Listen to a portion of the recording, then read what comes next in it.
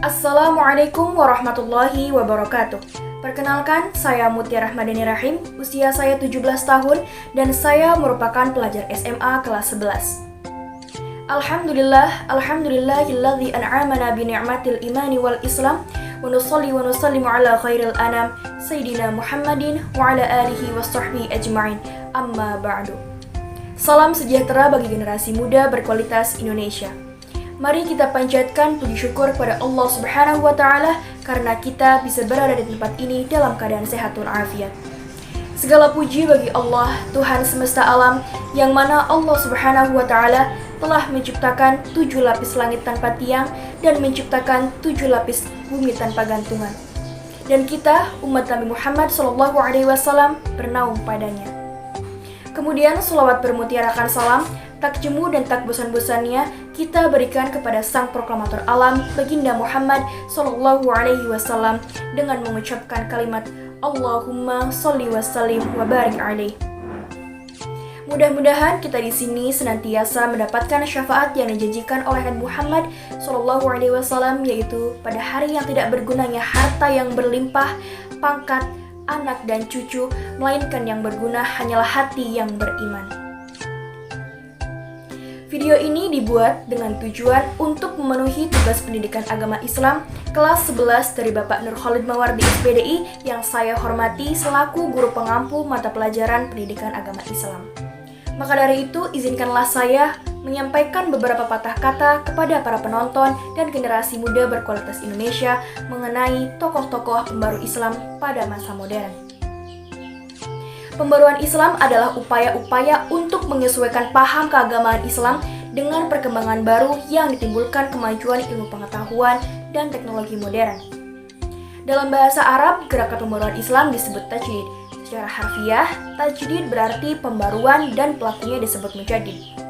Di dalam pengertian itu, sejak awal sejarahnya, Islam sebenarnya telah memiliki tradisi pembaruan karena ketika menemukan masalah baru, kaum muslim segera memberikan jawaban yang didasarkan atas doktrin-doktrin dasar kitab dan sunnah. Periode abad modern, menurut Harun Nasution, dimulai dari tahun 1800 hingga sekarang. Masa ini disebut dengan zaman kebangkitan dunia Islam. Adapun ciri-ciri gerakan pembaruan Islam, yang pertama, memberi ruang dan peluang ijtihad di dalam berbagai kajian keagamaan yang berhubungan dengan muamalah duniawiyah. Kemudian yang kedua, tidak terikat secara mutlak dengan pendapat para ulama terdahulu. Dan yang ketiga, memerangi orang-orang yang menyimpang dari akidah kaum salaf seperti kemusyrikan, khurafat, bid'ah, taklid, dan tawasul. Dan yang terakhir, kembali kepada Al-Quran dan hadis sebagai sumber utama ajaran Islam. Dan ada banyak sekali tokoh yang berpengaruh dalam pembaruan Islam pada masa modern. Tokoh-tokoh tersebut berasal dari berbagai macam negara yang ada di seluruh dunia. Tokoh-tokoh tersebut juga terkenal memiliki pengetahuan yang luar biasa tentang Islam. Berikut akan saya bahas beberapa tokoh pembaruan Islam pada masa modern. Tokoh yang pertama, pembaru Islam di India, Muhammad Iqbal. Muhammad Iqbal lahir di kota Sialkot di Punjab pada tanggal 9 November 1877. Beliau berasal dari keluarga golongan menengah di Punjab, India. Beliau belajar di Lahore hingga memperoleh gelar kesarjanaan tingkat magister. Beliau kemudian masuk ke Universitas Cambridge pada tahun 1905 untuk mempelajari filsafat karena dorongan dari seorang orientalis bernama Thomas Arnold. Setelah 2 tahun, beliau pindah ke Jerman dan memperoleh gelar doktor dalam bidang tasawuf. Tesis doktoral beliau berjudul The Development of Metaphysics in Persia, atau Perkembangan Metafisika di Persia.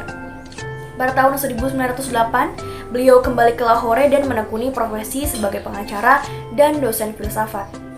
Ia menulis buku The Construction Through in Islam. Buku ini merupakan kumpulan dari ceramah-ceramah beliau di Universitas India. Dan pada puncak karirnya, beliau dipilih menjadi Presiden Liga Muslim pada tahun 1930. Adapun pokok-pokok pikiran Muhammad Iqbal diantaranya, yang pertama, beliau bercita-cita membangun sebuah peradaban baru yang anggun, yaitu perpaduan antara peradaban Barat dan Timur. Keduanya dipadukan antara penalaran dan cinta. Menurutnya, apabila cinta dan penalaran berpadu, niscaya akan terciptalah sebuah dunia baru. Kekurangan barat diisi timur dan kekurangan timur diisi barat. Yang kedua, menurut beliau, Al-Quran merupakan kitab yang lebih mengutamakan amal daripada cita-cita. Al-Quran sebagai landasan dalam membentuk sebuah peradaban baru dan kehidupan sebagai suatu proses cipta yang kreatif dan progresif. Dan yang ketiga, menurut beliau, pintu ijtihad masih terbuka. Ijtihad merupakan dasar pergerakan dalam Islam. Ijtihad dibutuhkan pada setiap zaman untuk menyesuaikan ajaran Islam dengan tuntunan zaman. Dan yang keempat, beliau mencita-citakan kebangkitan kembali umat Islam dari tidur panjangnya, berharap agar umat Islam dapat menerima kehidupan yang dinamis. Karakter berpikir dinamisnya menurutnya adalah menganut pola pikir yang kompleks, yaitu pola pikir yang kritis dan kreatif.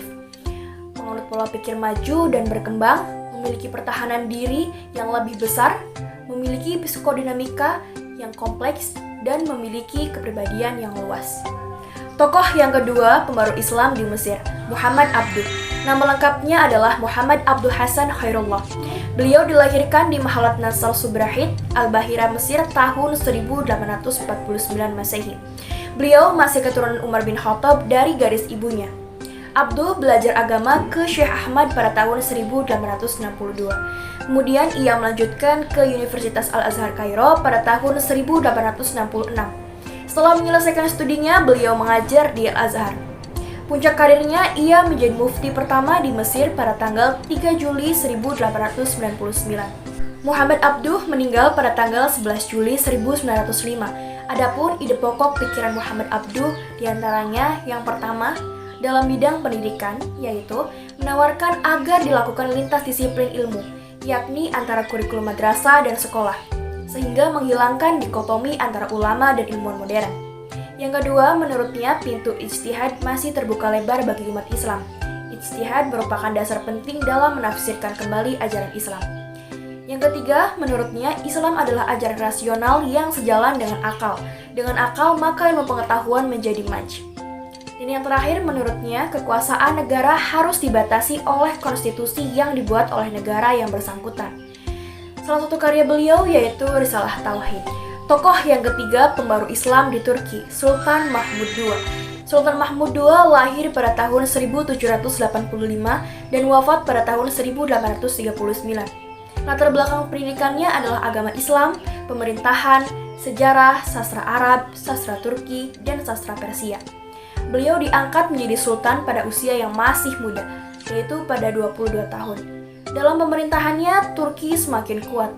Adapun usaha-usaha yang dilakukan Sultan Mahmud II diantaranya, beliau melakukan pembaruan di bidang pendidikan dengan memasukkan kurikulum pengetahuan umum dalam lembaga-lembaga pendidikan madrasah.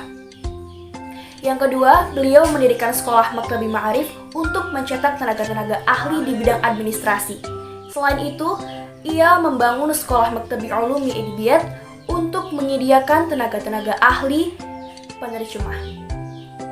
Yang ketiga, beliau mendirikan sekolah di bidang kedokteran, militer, dan teknik. Dan yang keempat, beliau menerapkan demokrasi dalam pemerintahannya. Beliau juga menghapus pengutusan sultan yang dianggap suci oleh rakyatnya. Selain di India, Mesir, dan Turki, di Indonesia juga memiliki tokoh pembaru Islam, diantaranya Kiai Haji Ahmad Dahlan, Ahmad Surkati, Kiai Haji Hashim Asy'ari, Ahmad Hasan, dan Abdul Karim Amrullah. Hikmah atau manfaat yang dapat diambil dari materi ini diantaranya, yang pertama, kita harus lebih menjaga nilai-nilai ketauhidan dan akidah Islam. Yang kedua, kita dapat meningkatkan kesadaran akan pentingnya ilmu pengetahuan dan meningkatkan penguasaan ilmu teknologi.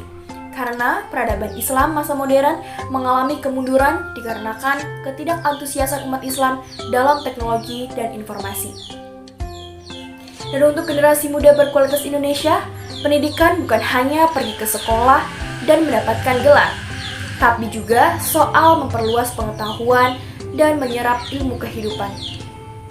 Karena menurut Muhammad Iqbal, tujuan pendidikan adalah memperkokoh dan memperkuat individualitasi dari peserta didik sehingga mereka menyadari segala kemungkinan menimpa dirinya. Kesimpulannya bahwa pembaruan Islam mengandung maksud mengembalikan sikap dan pandangan hidup umat agar sejalan dengan petunjuk Al-Quran dan As-Sunnah. Oleh karena itu, kita sebagai generasi penerus bangsa dan agama hendaknya selalu mengikuti perkembangan ilmu pengetahuan dengan antusias dan positif dalam menggunakannya. Sekian pemaparan materi dari saya, semoga apa yang saya sampaikan dapat dipahami. Subhanaka Allahumma wa bihamdika asyhadu an la ilaha illa anta astaghfiruka wa atubu ilaik. Wassalamualaikum warahmatullahi wabarakatuh.